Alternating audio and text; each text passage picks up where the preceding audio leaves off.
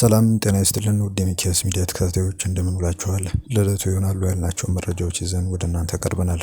የዩቲዩብ ቻናላችንን በመጀመሪያ ሰብስክራይብ እንድታደርጉ በክብር ጋብዘናችኋል። ኢትዮጵያ ከድንበር ወደ ጅቡቲው ታጁራ ወደብ ኮሪደር ለመገንባትና ወደቡ አካባቢ የባህር ኃይሏን ለማቋቋም ያቀረበችውን ጥያቄ የጅቡቲው ፕሬዝዳንት እስማኤል ኦመር ጉሌህ ውድቅ እንዳደረጉት ለፈረንሳዩ ጂን አፍሪክ መጽሔት ተናገሩ። ኢትዮጵያ ይህንን ጥያቄ ለማቅረብ ልኡካን ቡድኗን ወደ ጅቡቲ ልካ እንደነበር የጠቀሱት ፕሬዝዳንቱ ጥያቄው ግን ጅቡቲና ኢትዮጵያ ቀደም ሲል ከደረሱበት መግባባት ያፈነገጠ ነው በማለት ፕሬዝዳንቱ ተናግረዋል ተብሏል። ኢትዮጵያ በሌሎች ሀገራት ሕልውና ላይ ስጋት ሳትደቅን የሁሉንም ጎረቤቶቿን ወደቦች ለንግድ ልትጠቀምባቸው ትችላለች ያሉት ፕሬዝዳንቱ ጠቅላይ ሚኒስትር አብይ ይህን ጥያቄ በኃይል መፍታት እንደማይቻል የተገነዘቡ ይመስለኛል ማለታቸው ተገልጧል። የቀድሞ የሰላም ሚኒስትር ዴኤታ አቶ ታዬ ደንዳ ባለፉት ጥቂት ዓመታት 3 የግድያ ሙከራ ተደርጎብኛል አሉ። እነዚህ 3 ግድያ ሙከራ እንደተደረገባቸው የተናገሩት በድጋሚ ከመታሰራቸው በፊት ሆርን ኮንቨርሴሽን ከተሰኘ የበይነ መረብ ጣቢያ ጋር ባደረጉት ቃለ ምልልስ ላይ ነው።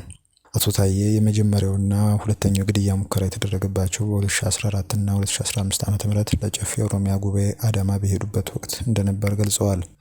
ሶስተኛው ግድያ ሙከራ በ2015 ዓ.ም ከጨፌው ጉባኤ አንድ ወር በኋላ መኖሪያ ቤታቸው አካባቢ እንደተደረገባቸው ታዬ አስረድተዋል። የፕሬዝዳንቱ ትዕዛዞች ይጣሳሉ፣ የመኪና መንገዶች በዘፈቀደ ይዘጋሉ፣ ህገወጥነት እየተስፋፋ ነው ሲሉ የትግራይ ክልል አንዳንድ ከተማ ነዋሪዎች አስታወቁ።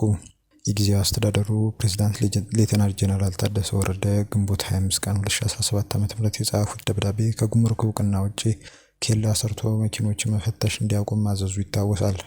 ፕሬዝዳንት በደብዳቤያቸው በየደረጃው ያሉ የጸጥታ ኃላፊዎች ትዕዛዙ እንዲያስፈጽሙ በአጽንኦት አሳስቦ ነበር።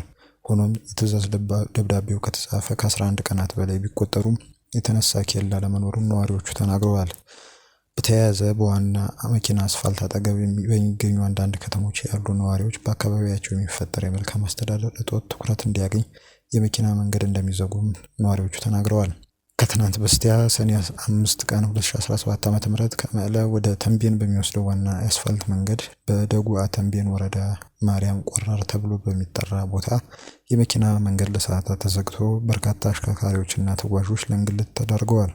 የተሰጠን መሬት የለውጥ ደጋፊ ማለትም የአቶ ጌታቸው ረዳ ደጋፊ በመሆናችን ምክንያት ልንቀማ ነው ያሉ ወጣቶች ናቸው መንገዱን ለሰዓታት የዘጉት።